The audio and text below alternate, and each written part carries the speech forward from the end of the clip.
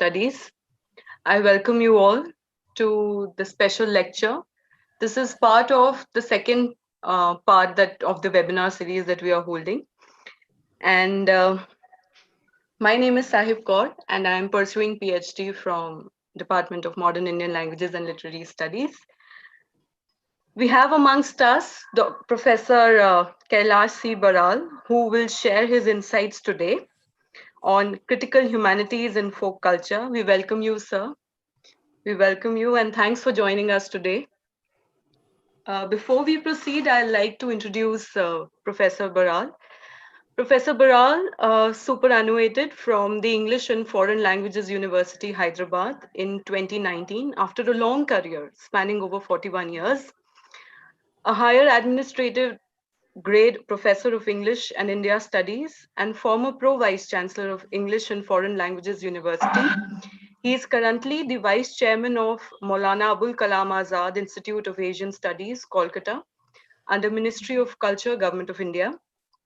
Professor Baral has authored, edited, and co-edited 10 books and has about 50 publications in national international journals and anthologies. His work, Theory After Derrida, was relaunched by Routledge in South Asian edition in 2018. His edited volume, Earth Songs, Stories from Northeast India, published by Sahitya Academy, is translated into Hindi, Kannada, Bengali languages. This volume is prescribed in the syllabus of Northeast Studies of many universities. He was a member of Sahitya Academy's National Jury for Bal Sahitya Puruskar in 2014. He was a recipient of Narendra Pradhan Award and the British Council Fellowship. Presently, he is a visitor's nominee to many universities. A very warm welcome to you, sir. Thanks for joining us today. Over to you. Thank you. Thank you. Thank you very much.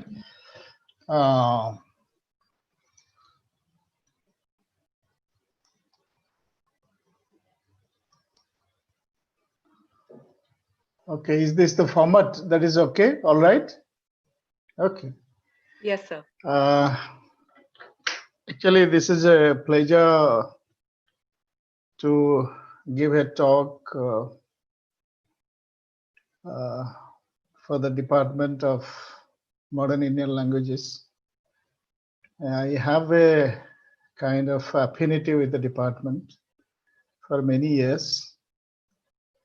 And I thank Professor Patnaik for his abiding affection towards me because retired people are hardly remembered, but he remembers. And actually, that is why he is the right person to actually to be a teacher of culture, because a very important part of culture is memory, you know, cultures of memory. If we start forgetting people and relationships and all that, at some stage we may start forgetting our cultures and ourselves also. And there is a problem with forgetting. Because the foundation of Indian culture is that, because you can hardly afford to forget. Look at this dynamics, that this is a culture built on memory or memorizing or memory bias. Now, having said that, I was looking at the schedule, and I was also looking at some of the papers that are going to be presented or already presented. And the topic itself is very challenging. Multidisciplinary approaches to folk life. First part is okay. Second part is very interesting, challenges and perspectives. I think what Professor Patnaik has told me, you are going to have some 9 days webinar or more than that. And obviously you will certainly get some perspectives at the end of the day. I don't know, because challenges are many. And there are cultural challenges, civilizational challenges, pedagogic challenges. There are quite a number of challenges. And I think Delhi University is the right place. People like you and your colleagues, the research scholars, you people should actually find out how to overcome some of these challenges. My talk at the outset would be maybe that is what I feel a little abstract today. I will still try to simplify myself as much as possible because the timing is only 40 minutes. And obviously, I have to squeeze in a lot of things because I have a lot of things to talk about. uh, Actually, I was looking at some of the papers listed to be presented, and I found the word alternative has been used in some presentations. You see, there is a kind of strong feeling for having alternative approaches, whatever that may mean. And therefore, when we talk about alternative ways, alternative means, or alternative approaches, there is something wrong with the existing approaches or existing theories, or there is some kind of discomfort with that.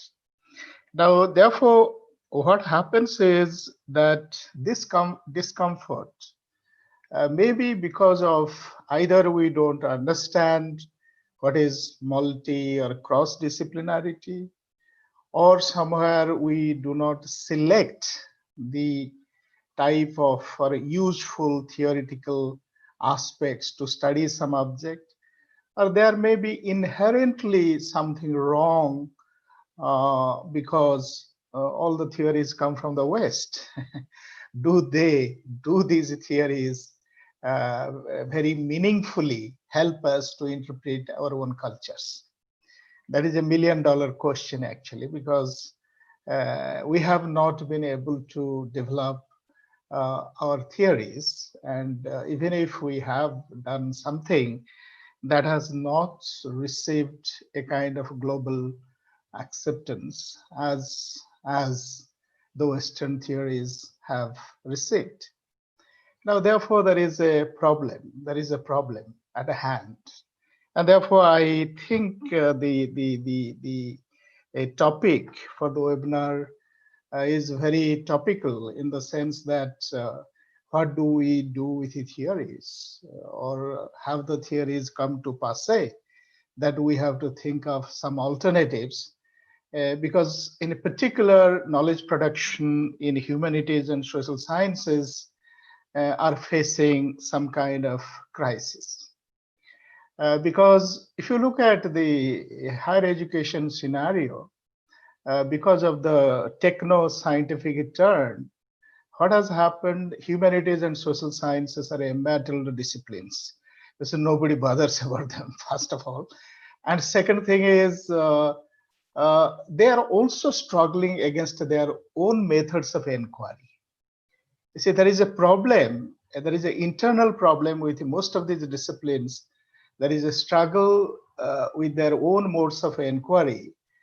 And there are certain other things that has also happened to the disciplines, like uh, uh, as I have already told you earlier, that the social sciences in India, or social sciences research in India, we are still following European frameworks of inquiry. And that has actually created something that it is a repeat art, that we are repeating the same thing over and over again, and therefore the results are very predictable, very predictable. Now, this is also another way of looking at, because the dissertations that come out from social science departments, particularly I know of from Northeastern region, Northeast universities, I find you can, looking at a thesis, you would know that what is going to the outcome of that thesis. Now, therefore, I think at some stage, there is a serious problem of methodology as well. Uh, Now, In the process, larger issues of structures, systems, and processes of cultural life get obfuscated uh, without meaningful production of knowledge. This is what is the scenario that I have already told you.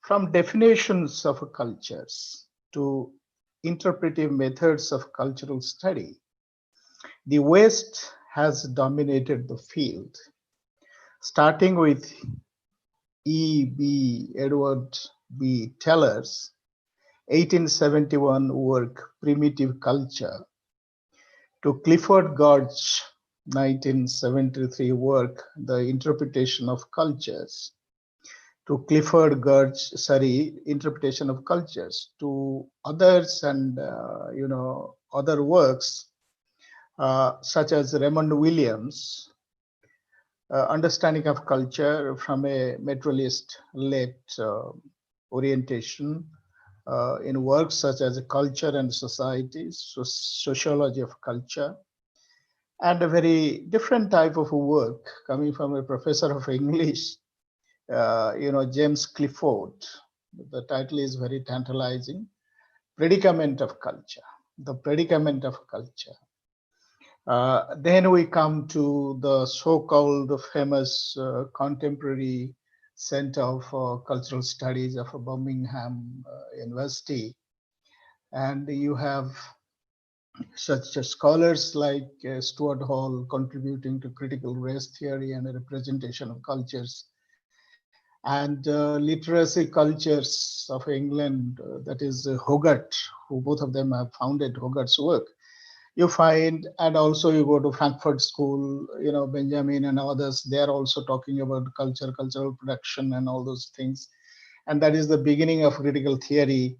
And coming to Derrida, Foucault, then gender theories or feminist theories, colonial, post-colonial theory, like this, there is the endless theories that is on march, actually. And each and every theory also talks about culture. By the way, culture is not outside of theory. Indeed, theories are built around culture or some aspect of cultures. Now, this is the theoretical position or scenario. And when we talk about disciplines, as you know, there are quite a number of disciplines. They also do study of cultures, like cultural anthropology, sociology, that is sociology of culture. History also has a branch called cultural history. Like that, many of the disciplines, they do also contribute what we call cultural studies. And of course, of late, there are exclusive cultural studies departments. There is folklore department, there are also cultural studies departments. Now, therefore, the disciplinary, look at, I'm talking about two, three things at the same time. One is I'm talking about the theoretical developments in the West. And second thing is I'm talking about the disciplines that are specifically engaged with studies of culture, with their own objectives, with their own mandates, and with their own methods of inquiry.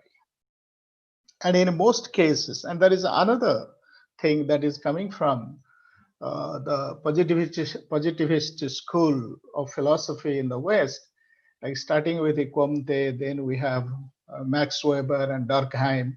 There is another line of thinkers, those who have contributed to the study of culture. Now, what has happened that there are two things that has emerged, particularly in social sciences, for the study of culture. One is the coming from anthropology, sociology kind of background, is fieldwork model, and the other one is empirical. And you put it, you can change the language and say quantitative, qualitative research, this thing, that thing, and all these things. Now, these models, unfortunately, have not been changed, modified, or anything. Whereas, cultures have thrown off newer ideas and have actually, cultural study scholars have come up with new evidence to look at cultures differently. Uh, Having said this, with all these, why do we then face a crisis? This is a huge question, and one is required to do some sort of heavy lifting of sorts in providing some answer. Having made these preliminary observations, let me start with two very commonly used expressions. One is each culture is an autonomous universe, or what we call cultural universe. That each culture is a universe in the sense that if you break down this statement, that if a culture is a whole, each of its parts conform to that whole, and each part also carry the cultural signature of uniqueness. That is the cultural universe or cultural world, whatever we may call it. And there is another statement. Here you find when we say autonomous cultural universe, you find as if it has nothing to do with other cultures. It is sui generis, it is independent of other formations, other cultures, but that is not true. The other statement or other common use is no culture is an island. That means culture is constantly negotiating, borrowing ideas, this thing, that thing. And both work in their own dynamics. Culture is a universe, culture is unique, or it is an autonomous universe. And similarly, culture is no island, because there is always a kind of cultural exchange, negotiation, all kind of things are happening. And therefore, the cultural formation, if we talk about cultural formation, you will find each culture has certain things unique. Let us say the episteme of a culture. What is the foundation of a culture? The episteme of a culture may be unique, but the practice of the culture undergo changes. The practice of the culture undergo changes. And precisely for that reason, culture has to borrow ideas, adjust, readjust with the changing times, or new things come in, or sometimes some cultures are overwhelmed by outside forces, historical forces. And obviously, cultures have no choices but to, reorganize itself. The culture has to reorganize itself. Like from a tribal society, when the society, wholesale or totally get converted to a new religion, then the whole lifestyle changes. The whole lifestyle changes. And these are historical forces. And that is where, this the change or tradition and change or mutation in cultural forms are a continuous process. That is the point I am trying to say. Now, if culture is a continuous process of, development or, uh, progress or whatever we call it, uh, then can we consider a culture as a static? See, can we consider anything in cultural form as a static?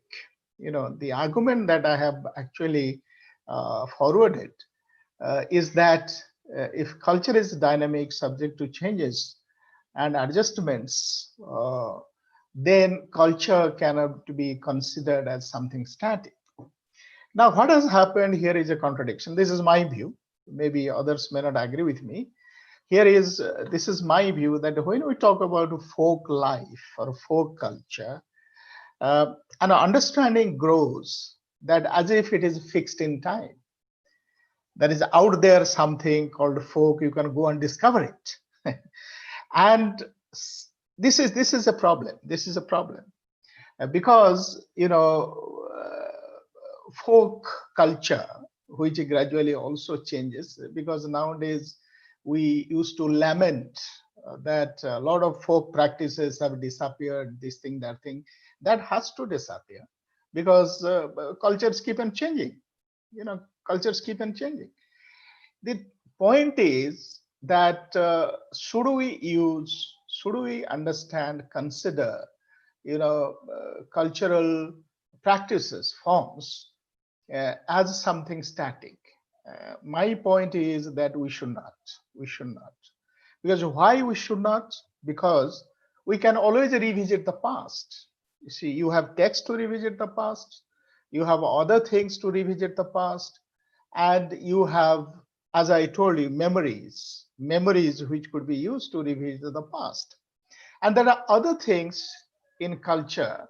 Even if we don't understand it, we do it because these are called traditions. And sometimes it is said that Indian traditions, how old, thousands of years of old, but they are still living traditions because we are still practicing. And we are not trying to figure out what they mean actually. We don't rationalize it, we simply do it. Okay. Now that is another way of looking at cultural continuity. It is not that cultures do not change, they do change, but at the same time there is a kind of cultural continuity is also there. uh, Now what has happened is that uh, we have a clear division when we talk about cultural forms and formations. One is the way we come to understand culture or study different aspects of culture. As I have told you that the Western theories or the Western practices have dominated the field. Now, we are also doing the same thing because our education is very much, we have adopted the Western way of education and we are still doing that. Now, what happens is that should we or should we not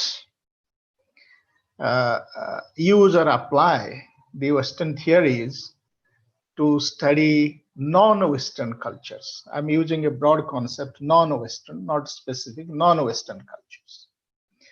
You see, there are a huge difference, theoretically and otherwise, that our study of non-Western cultures cannot be similar with the way the Westerners study their own cultures and other cultures. And as you know, there is a huge history about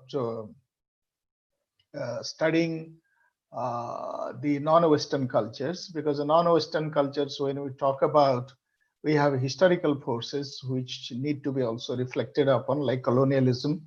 Alongside colonialism, also conversion, or bringing in new religion or Western religion. And these are forces like Christianity and colonialism are very strong forces in the life of the cultural life of the colonies. And not only the mainstream cultural life of the colonies, but also the unique cultures, isolated, unique, secluded cultures, what unfortunately we have come to identify as a tribal culture, because I don't like this qualifier as a tribal, because tribal also is a kind of stereotype. It is not thinking of fixing culture in time and space, but when you use a qualifier, it's a tribal culture, it's a hill culture, therefore you are stereotyping that culture. Therefore some assumptions are derived from that, thinking that they are not culturally very much developed and all that. uh, Therefore I would suggest, and initially it was the same thing when the Museum of Man started, and one of the descriptions was given there was, this is Museum of a Man, not of a colored man, not of tribal man, not of this. And incidentally this very description came later on, like a race, a tribe, all these things came later on. And this is actually a product of Project of Enlightenment, because under Project of Enlightenment you clarify and classify, and therefore it is not only knowledge is hierarchical, even humans cultures are also hierarchical, because, and this is also, along with this also came Eurocentrism, that Europe is, civilizationally, historically, Europe is more advanced than others. And along with that, the middle of 19th century, the new disciplines that emerged, like anthropology and sociology. As you know, the motto of anthropology is to study primitive culture. you know, any culture that anthropology studies automatically becomes primitive. You see, this is a very strange qualifier. Uh, and this is where you will find that there are certain kind of things that happen actually when we think of cultural studies per se. Uh,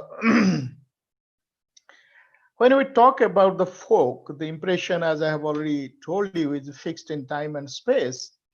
And what happens, some cases I have already explained how things are stereotyped, but a set of vocabularies, you will find it interesting that a set of vocabularies have emerged, particularly, or they are very, very dominant when you talk about cultural studies, like oral written, primitive civilized, objective rational, subjective experiential, material scientific, and belief, whatever you call prejudices, blind beliefs, whatever belief systems, memory recorded, heathen faithful, paganism, monotheism, naked, clothed, clean, unclean.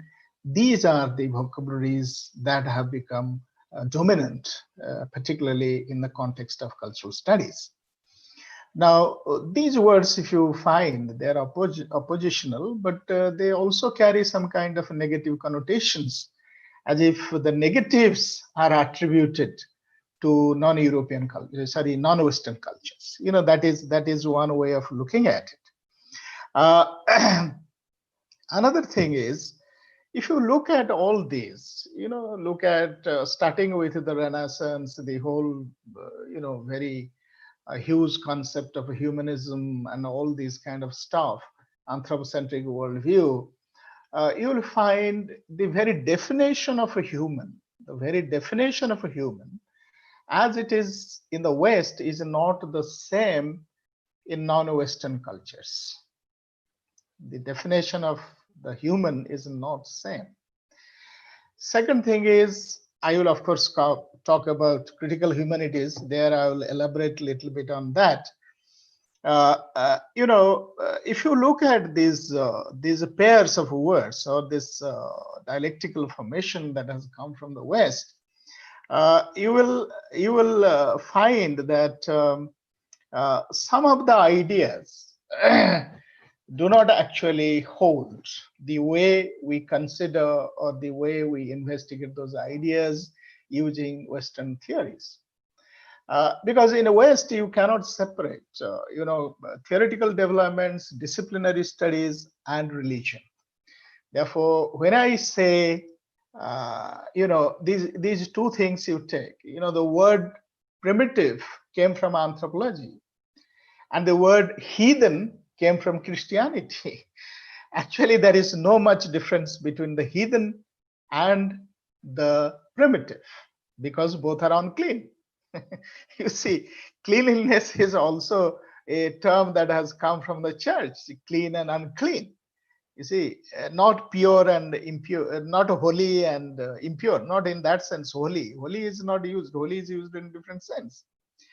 Now, if you look through these words, particularly, that is why I'm insisting on cultural vocabularies, because do we understand these words in their real context and in their changed contexts, or in their changing context? And that would be very exciting if you try to look at how these expressions evolved.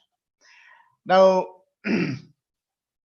see, how primitive is explained. Primitive means hunter-gatherers, no organized religion. Maybe they have a language which is not that much developed, limited vocabulary, this thing, that thing, and they don't have any concept of the house or this thing. They may be staying in some kind of makeshift things, and their world. There is another word that comes from history here, that the people, those who are primitive, are also barbaric.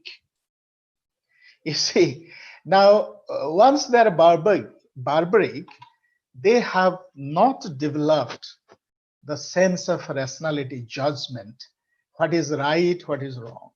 Therefore, what happens? They exist outside the so-called moral world, the so-called moral frame of as Westerners consider the moral frame of the world. Now, if you talk about primitives or the primitive people, their form of worship, you see, the most beautiful part is that the early humans were very close to nature. And whatever they were scared of or they were worshipful of, those are entities of nature. Okay. Now, this is the point that they were worshipping multiple kind of entities or idols or something like that. Then, therefore, they became pagan. They became pagan. And if you look at the definition of heathen, it is very interesting in the sense that heathen is one who doesn't actually accept the God of a Bible. That is fine. But at the same time, it is also extended. Heathen are those who are not members of Abrahamic religion, like Judaism or Yehudi and Islam, Yehudi, Christian, and Islam. And anybody else, those who do not belong to these three religions, are called heathen, are called heathen. And paganism is also another construct that also evolved during the same time. And obviously, the whole study study of culture from the framework of religious practices of these people were primitive, heathen, pagan, colonized. You take anything, you take any way you go on extending the negative, the words oral, unwritten cultures, no archival method of storing their information. All these things can continue, and this is one way of looking at it. Now, what is it then? What is the epistemic structure around which these negative connotations developed? I have talked about Eurocentrism, but at the same time, there is a what I would call Christian anthropology.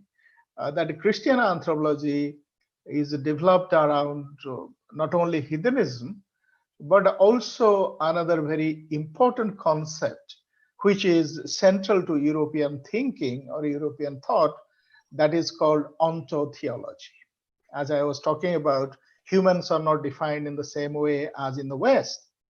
You see, in the West, what has happened, this concept, you take, monotheistic God, there is only one God, and this God actually defines us. Therefore, ontotheology, that the ontos, the beginning, is actually defined by religion. Now, what does it mean? It means that as humans, we are defined not by ourselves, but by religion. Therefore, the being, human being, I'm using the word being, the being is defined by theology, by religion, and that religion is centered around a singular God. Okay. Now, this is the foundational principle of Western thinking, and other things come later on. Now, around this, what has evolved in the Western thought is concepts which are sometimes not applicable to non-Western kind of cultures, is universalism. See, universalism is one concept. And there is another concept like ideology. There are various sets of ideology. I'm not going into that, but as a kind of concept, ideology, that one system, one rule, whether you call it capitalism or Marxism, whatever you call it, they are very unified, integrated kind of thing. There is no question of plurality available there. But the non-Western cultures are very plural in their approach. That is, I will now give you an example, one beautiful example of, say in India, we are a pluralistic society. We also worship many gods. We are rightly the pagans actually of the West, and as if we don't have any system of belief or a very, you can say, evolved architecture of spirituality. That would be contested if we are following the Western theories. Now, this is where the you take like tribal cultures, you will find the epistemic structure, or some people may call it the worldview of the tribal societies, is structured totally differently. See, you have a god. Sorry, there is no word God in tribal societies. There may be gods, but in some other name, but there is no God as it is understood, let us say, in Western culture, or let us say, even in the mainstream Hindu religion. They have a concept of a creator. See, there is a creator, and the creator is not necessarily God. He is a creator. And after the creator, their daily life, after the creator created, and he's forgotten. People don't bother about him. They are constantly bothered about the spirit world.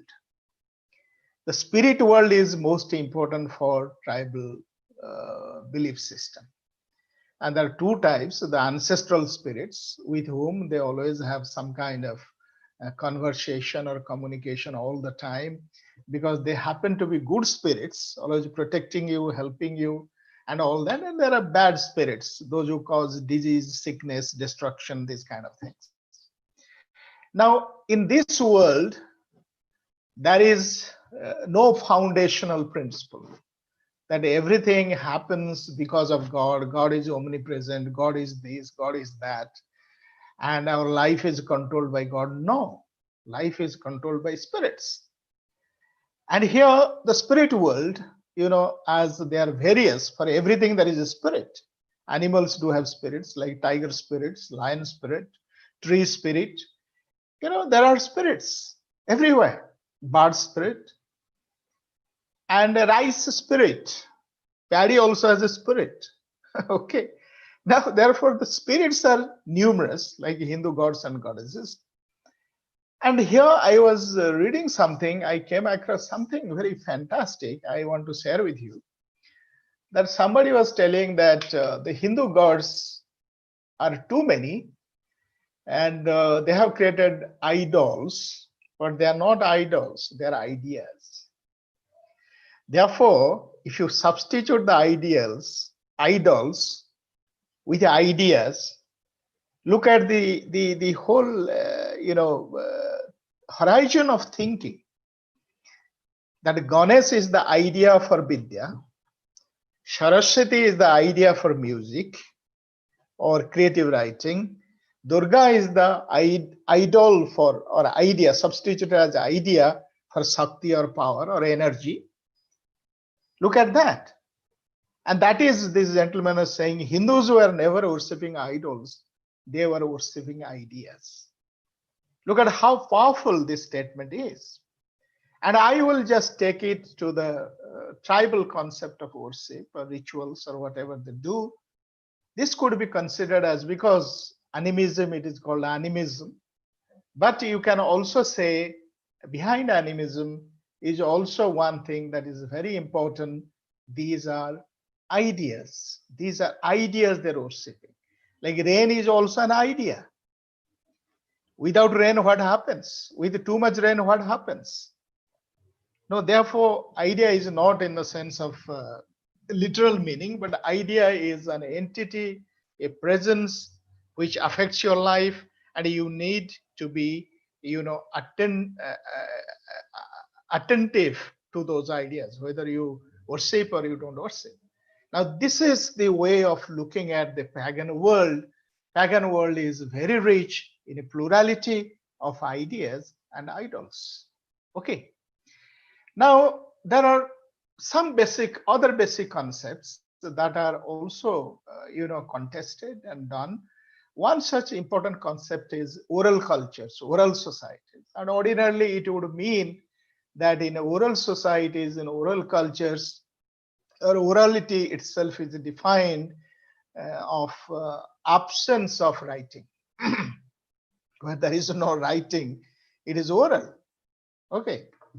Now that is a very limited way of looking at orality, because orality as a kind of a discourse is much more than or beyond the very idea of writing. Writing is a very recent invention, and writing is actually a technology. It is a technology of a paper, pen, printing press, publication of books. These are all technologies. And orality is not based on technologies, except maybe one technology or the process. I would say it is a process, it is not technology, that is memory, memorizing things. Now, within this culture of writing, what has happened? It is not only the technologies of writing, along with that, also other things have happened, like testimony. You see, what courts accept. The written evidence is more important than oral evidence. And it is substituted almost all the important actions, because earlier what happened in orality, that if you give your word, you are bound by a truth. We have devalued that your words are not important. You show me whether somebody has given you in writing. Okay. Now these substitutions has happened, and there is another claim that writing culture has developed what we call archival culture. Knowledge is stored in the libraries, in the museums. You can keep archival sites everywhere. It has come to digital culture now. You see, you can digitize so many things. You can store it. And this is one thing which always we miss. Who was storing? Which was storing the oral cultural products? It is the mind. The human mind was storing everything. Therefore, memory was the archive. Memory was the archive. Now, at one stage, I have said that the concept of a human is not similar as in the West and in non-West cultures. Similarly, the concept of storage is not similar. Storage of knowledge or whatever is not similar in the West and in the non-West, or in the written cultures and in the oral cultures. In the oral culture, it is memory. And memory is a very, very significant thing, that what is called mnemocultures. Memory itself is a culture. Memory itself is a culture. And it is a very signifying culture. Okay. Now, I will not go into that. This is also another aspect of the human, oral, and having the archive of the memory. And you will find there is another expression that is being used, that as we talk about tradition and practices, as they have been handed down to us from generation to generation. See, that is when we do folk studies, we say it is handed down from generation to generation. Now, this handing down from generation to generation is a circularity. From one generation comes, one generation disappears or dies out. Therefore, it moves in a circular system. Therefore, this kind of a memory cycles or cycling of a memory is not linear. See, linear is the written culture.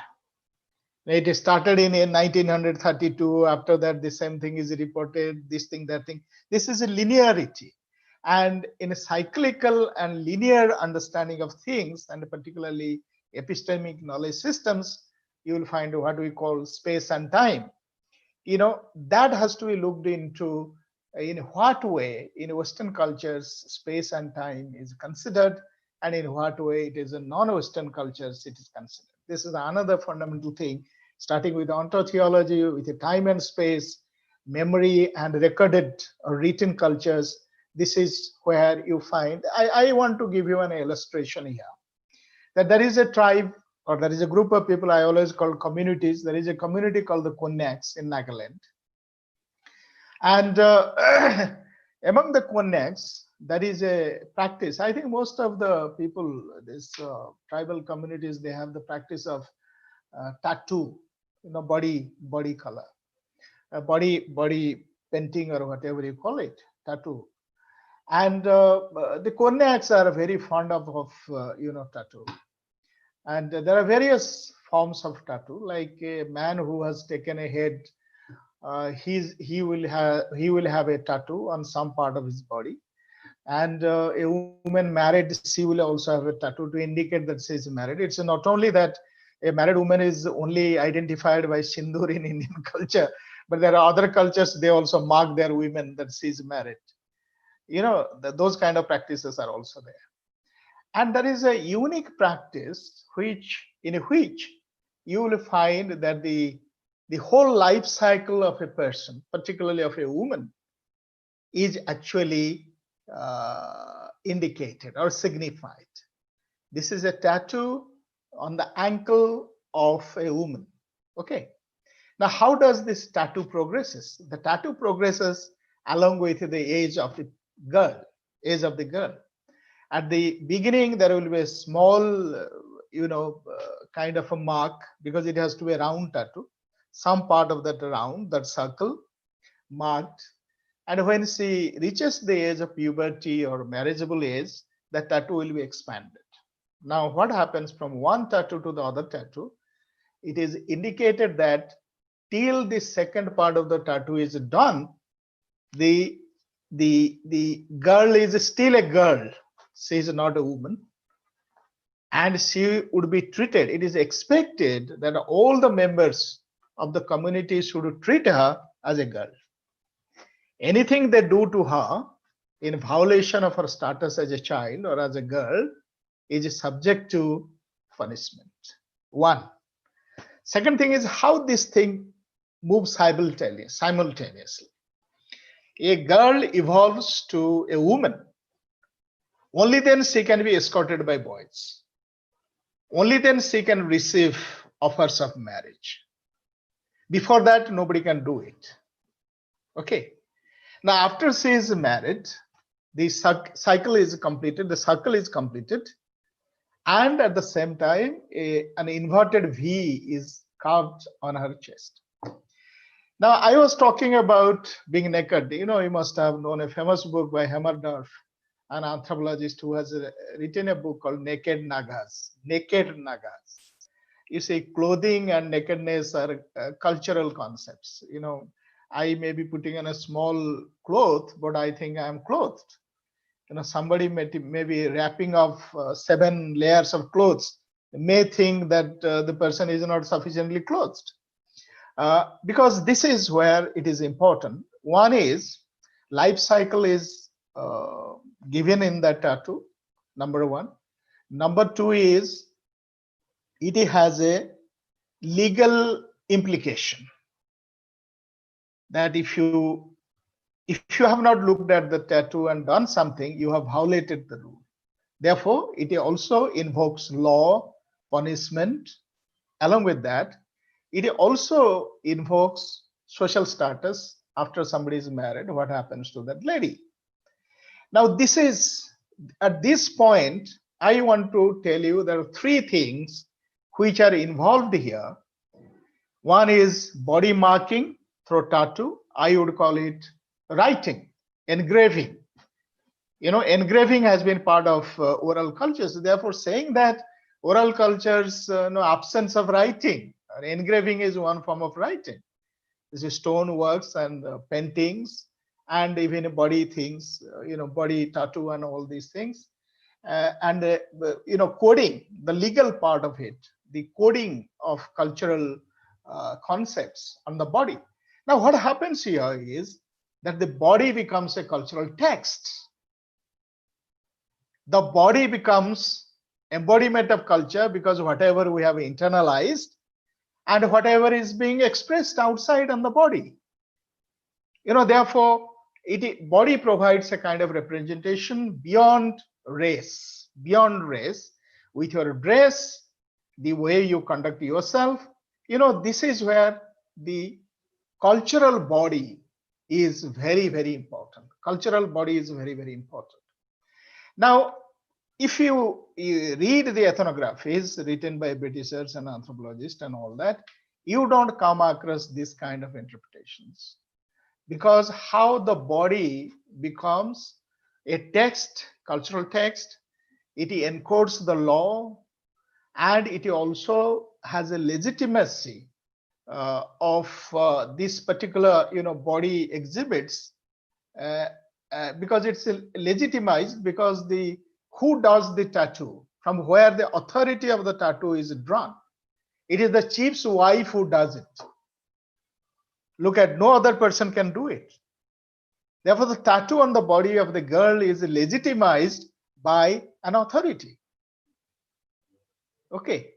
Now, these are having, if you just break down this symbolism, you will find that this particular thing, because I will give you another example. Those of you who have read Chinua Achebe's book, Arrow of God, Okonoko killed one of his clansmen, and he had to go for exile for 7 years. And you will be surprised to know that this is a practice among the Angamis of Nagaland. Now, what is happening regarding justice? When you say primitive, that means they don't have any sense of justice. They don't have any sense of moral order. But here, justice is not only encoded on the body, which is legitimized a kind of authority of the society, but justice is also self-regulated. That in most tribal societies, you will find if you have committed a crime, the punishment you also know. And voluntarily you have to do. Nobody will send the police to your house, arrest you, put you, and there will be a judge. These things came from the West. And where you will find you pay to very, heavily to famous lawyers, actually, you can win the case. But justice is self-regulated. Look at this. See, this is a culture where justice is self-regulated. You know the rule. If you violate a young girl who has not reached the stage, the punishment is there. If you kill a clansman, then the punishment is there. 7 years, you will self-exile. Nobody will come to your house. You have to disappear before the morning from the house. Now, these are the things which actually constitute what I call, the cultural universe. And this is where we need to understand, because for understanding culture, I think I have taken a lot of time. Anyway, I'll just conclude. This is because this talk is inconclusive. I can never conclude it, but I'm giving you some examples here and there. And I will briefly talk about critical humanities, otherwise it will not be complete. Now, these are the things that critical humanities looked into. It is not critical humanities is a new theory or something like that.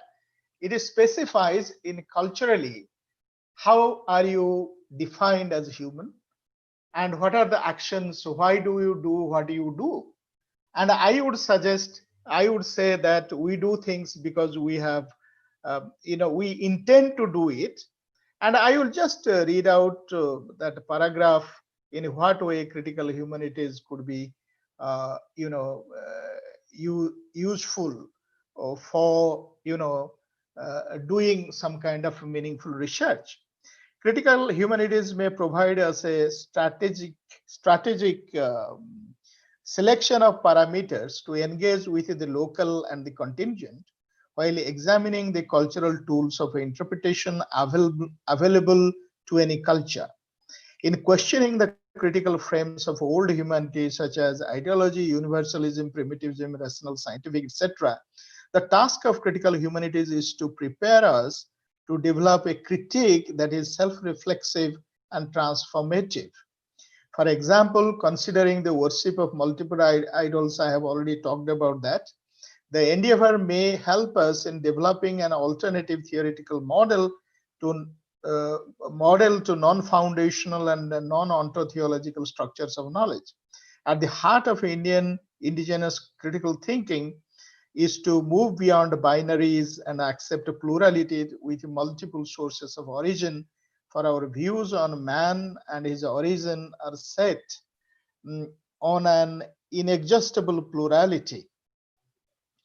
And the fundamental concern of critical humanities, starting with what makes us a human, as to humans, what we intend to do and why, will provide us an enabling opportunity to make productive contributions to indigenous knowledge systems. I think I need another lecture to talk on critical humanities, and today it was not enough. Anyway, I have just given a broad outline of my talk. It is not a real talk on anything, it's an outline of a talk.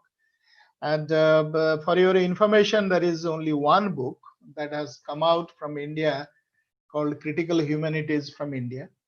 And this is a book edited by D. Venkatarao and published by Routledge, England, UK. And those of you who are interested, there is an assortment of articles there.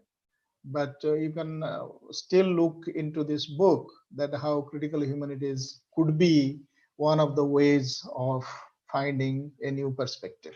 That's it. Thank you very much for your patience, and now I am ready for any questions. Thank you very much, sir, for elaborating so much on folk culture and critical humanities. It was such a nourishing presentation for all of us. It nourished our critical faculties. And I think a lot of our scholars and participants would be keen on asking questions because it was so much intriguing at the same time. Uh, can we just have questions now in the chat box?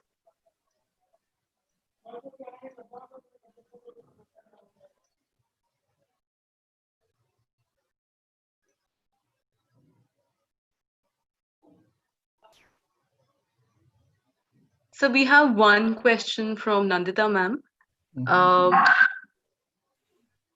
She says the discipline of folklore is pretty old in India. How is that our scholars have not evolved any theory to study Indian folklore? She should ask them. I am not a folklorist.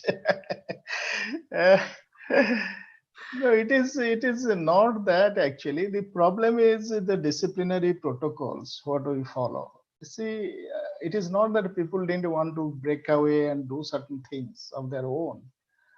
Because if it could be done in the field of music, see, you have classical, these modern, then fusion. Why not have different kind of methodologies? That is why I had my own problem with this multidisciplinarity. See, it sounds very good. It sounds very good. But we are not in social sciences doing multidisciplinarity as it is done in sciences, let us say, for example. Like if you look at a discipline, what they call hybrid disciplines like biochemistry. See, here the primary study remains biology.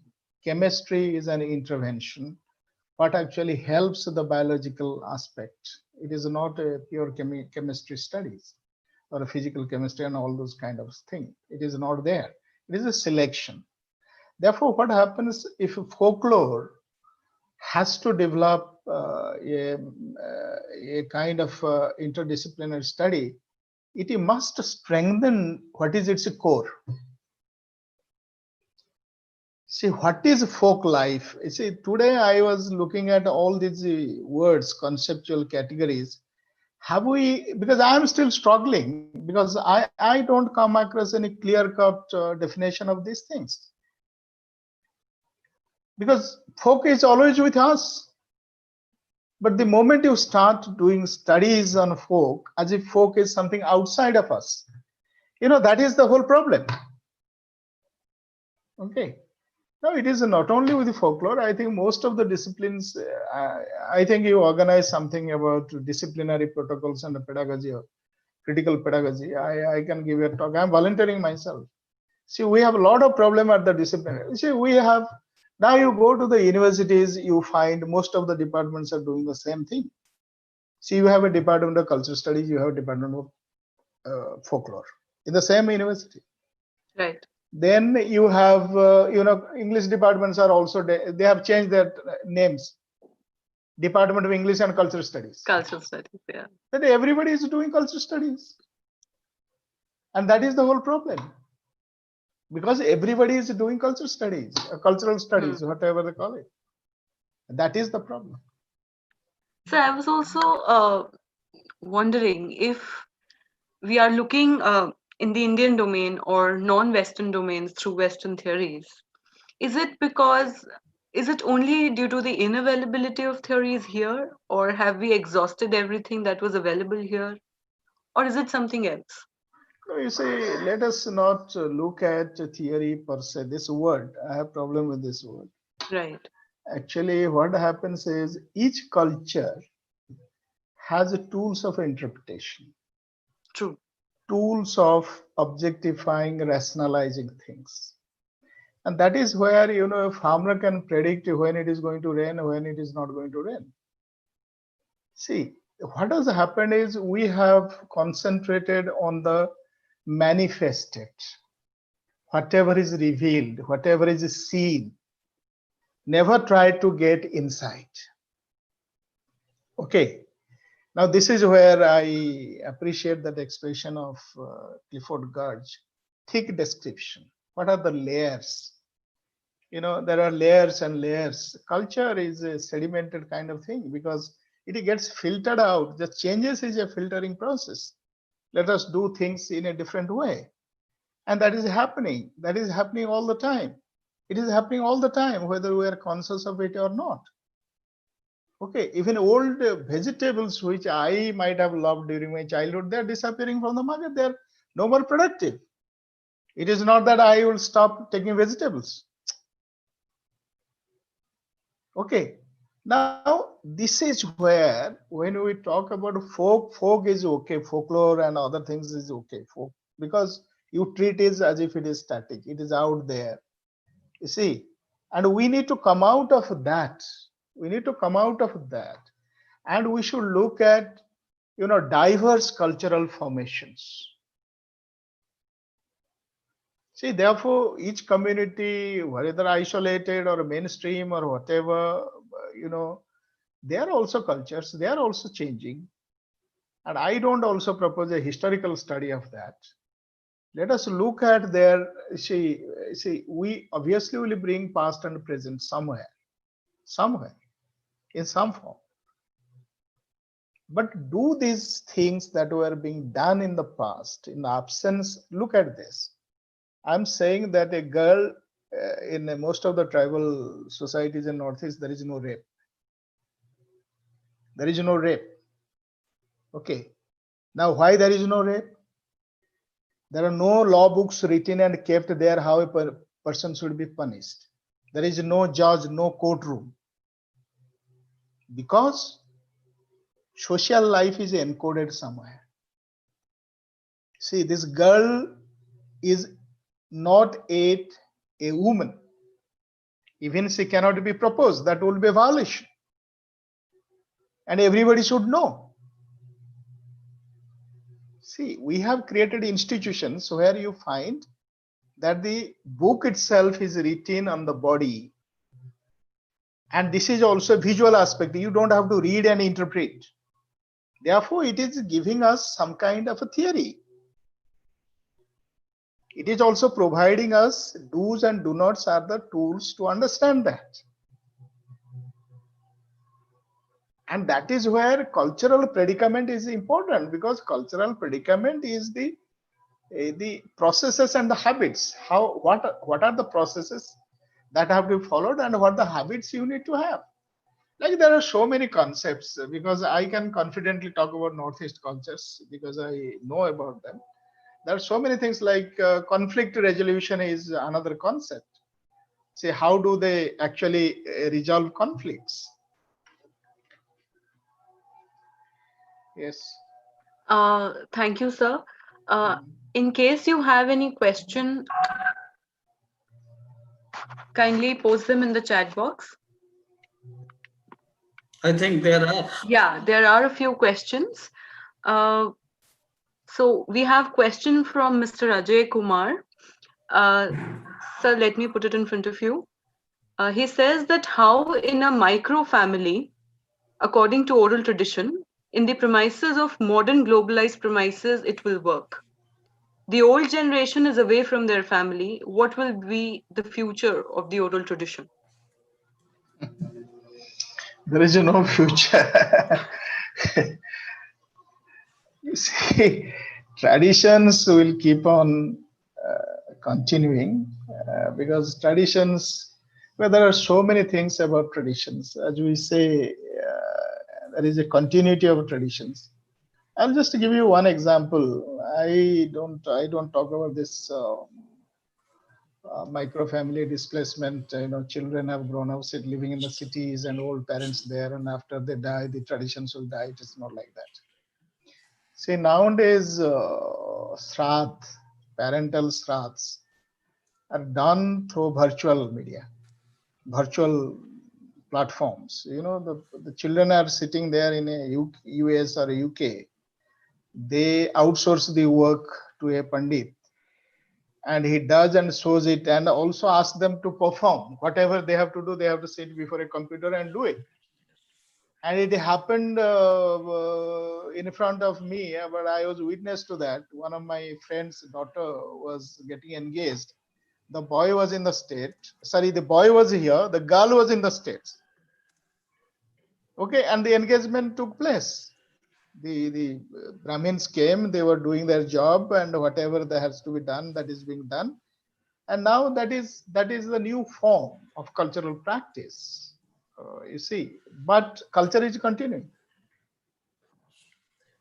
That the death rituals, other things are not actually stopping or not disappearing. We are doing that, and we are doing through the virtual media. So we have a question related to this as well from Raina Bhuval. She says, in one of your last lectures in our department, you said that folklore in India is limited to collection and digitization of folk items. So after the questions that you have raised in today's session, aren't upcoming folklorists hand-tied as far as incorporation of new theoretical techniques are concerned? No, there are two different things actually. I think I might have been misunderstood.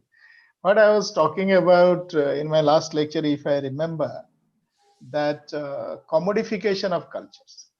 True. I was talking about commodification of cultures. And there are a lot of things, people copy things, they are not original, produced elsewhere, and sold in the name of, artifacts, coming from this community, that community, handicraft, this thing, that thing. That is where I gave the example. One of the important cultural products of the Nagas is Naga salt. It is actually being produced in Guwahati, not in Nagaland. And similarly, this gamcha, which is a very, very culturally very important thing about Assamese. Whenever a guest visits, they give a gamcha. That is an honor. And those gamchas are no longer produced in Assam. They are produced in Madras, Chennai. Okay, now this is what I was talking about, commodification of cultures. That is one. There is another thing that is also happening, commodification of cultures like traditional folk dances. Now you will find there are many troops that are coming up and which are supposed to be very ritual origin. These folk dances have ritual origins. Like you take Assamese Bihu, which was supposed to be done at a different cycles, agricultural cycles.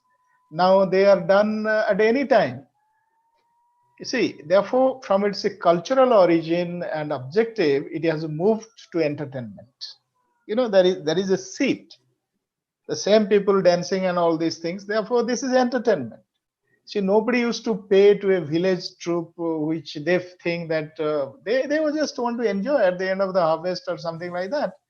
And now you have to, but it has created some opportunities for others because there are trainers now, there are teachers, masters, which was done earlier without any money or investment. Now people are getting admitted to be a dancer.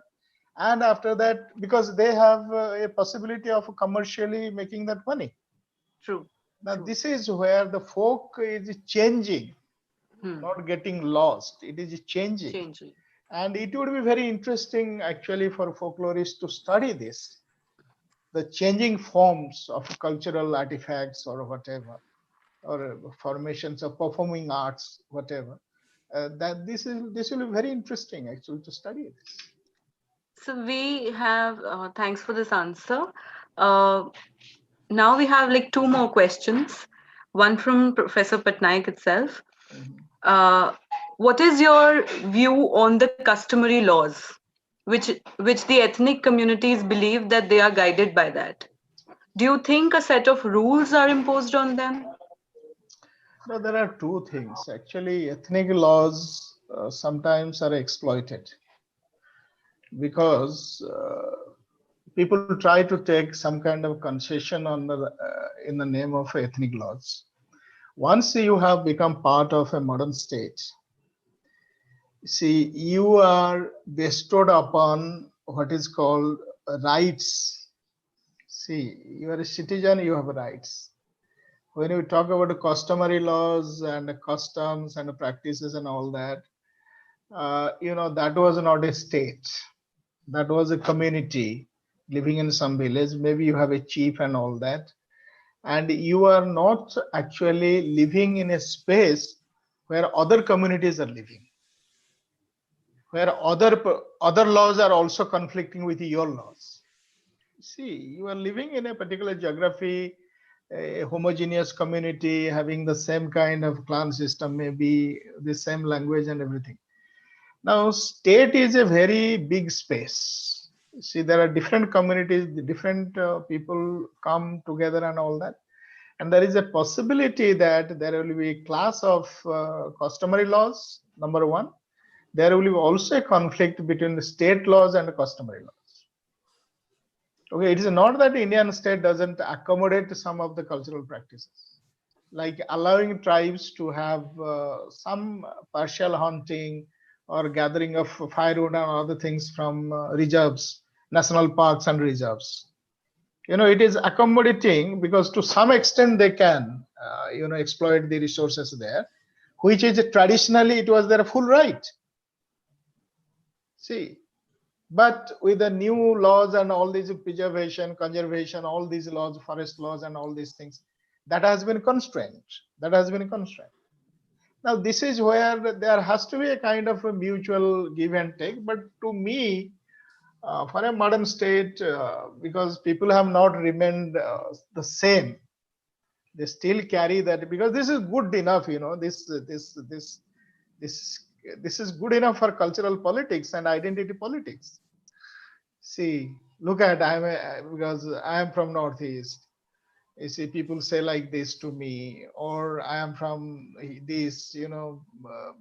I have these problems. Sometimes it helps a person to pretend that I do not know.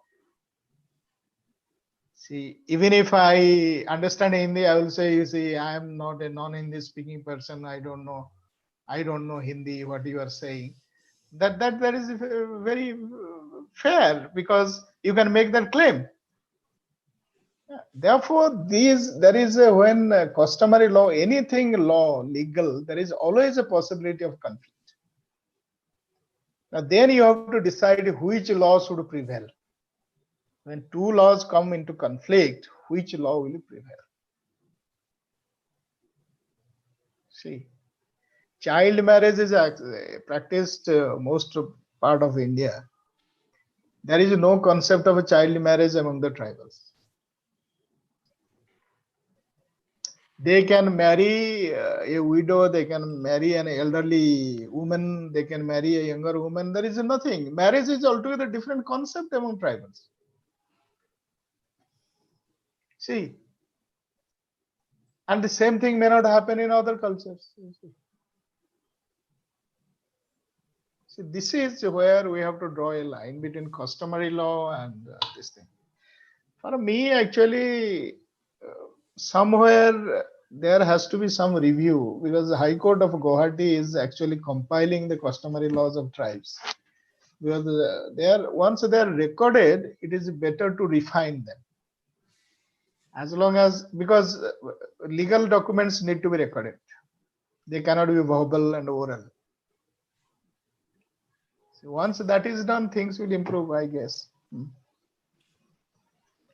Thank you, sir. One last question. This is from Pooja. So, when thinking about the linearity and circularity of memory-based and written cultures, um, how do we? Just a minute. Yeah. When thinking about the linearity and circularity of memory based and written cultures, how do we negotiate the aspect that the linearity results in, so to say, better accumulation of data points, while in circularity there is constant fading away of some material? No, I don't think you see. What I see asked, I think what she's saying is, I didn't use that concept in that sense. What I'm saying is, as we use this expression that traditions are handed down from generation to generation, or folk tale is always a retelling of the same. See, because it has been told by somebody, then somebody listens and repeats it. Now, as because there is a generational gap from older generation to younger generation, therefore memory moves in circles. Okay. In a written culture, what happens? We know about the time period, this thing, that thing, and the movement of written cultural practices, as because they are recorded, there is a linearity because of a timescape like this. Okay, just to give you an example, at some stage when Darwin came up, some of the anthropologists actually talked about evolutionary anthropology, that cultures are also like humans have evolved and they have come through evolution process. Cultures also have evolved and there is a evolutionary method to study cultures. That's fair enough because everything evolves, so you can have. But the main aspect was because biological evolution and cultural evolution, they may be two different things. They may be two different things. Now, this is where what happens when you talk about the evolutionary theory. If I am talking about linearity, it is not handed down from generation to generation. It has come from Darwin to the post-Darwinian thinkers. That's fine. But it's not same as in culture from generation to generation. Okay. This is a historical inheritance. The first one is a cultural inheritance. This is a historical inheritance. We know when Darwin was there, we know what he evolved and what post-Darwinians did. Now, therefore, this is the difference actually between linearity and circularity. Right. Okay. Therefore, in circular movement, what happens to knowledge? Where you have to depend mostly on memory. And in case of linear things, it recorded, archived in a library, these things, that thing, you have all these things. Yeah. Thank you, sir. So there's one last question for I the think day. this should be the last one. Yeah, for sure, sir. Um, there's one question by Rohan. He asks, what might be the ways available to a folklorist to locate moments of breaks or ruptures, for instance, in storytelling traditions, when the only evidence available is the testimony of a living individual? How do you see the work of subaltern school of methodological insights to get around this? See, I won't go to subalterns because I'm not comfortable with those kind of theories. Anyway, I will say yes. You are talking about primarily you are talking about the folk tales, which are only with the last generation. After that, maybe it will not go anywhere. And that is where precisely the work of the folklorist starts, because the folklorist has to collect this. Your field study is a collection of material, and you keep on collecting. It is not possible that you will collect all the folk tales of a particular culture or any kind of folk products. You cannot collect and preserve them. But some of these could be collected, and people are still collecting. There is no problem.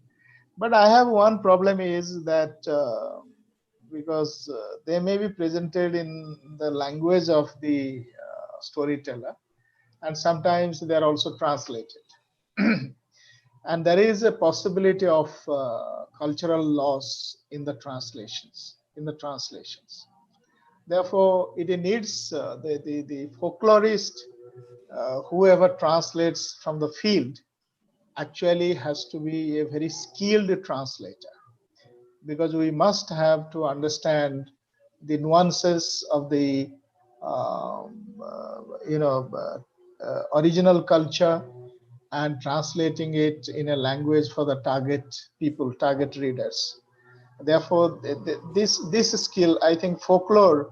I think there was a course used to be taught in anthropology called anthropological linguistics.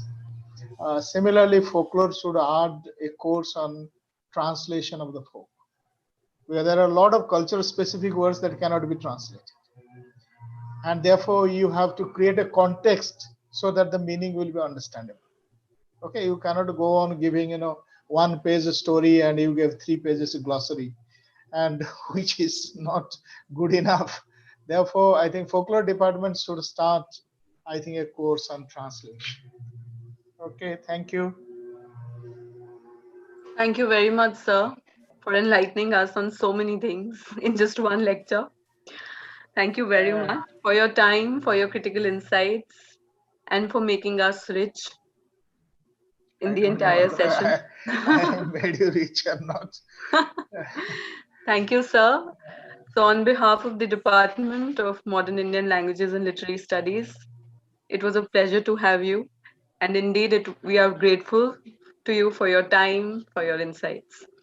And I'd like to extend my thankfulness to everyone who could join us today. Thank you to all the participants, to all the research scholars, to our experts. Heartfelt thanks to Professor Patnaik for arranging these series of webinars, and Dr. Venkat for all the technical aspects that you have attached and groomed us with. Thank you very much. Uh, Over to you, sir.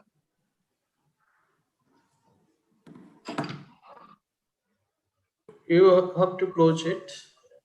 Okay, sir.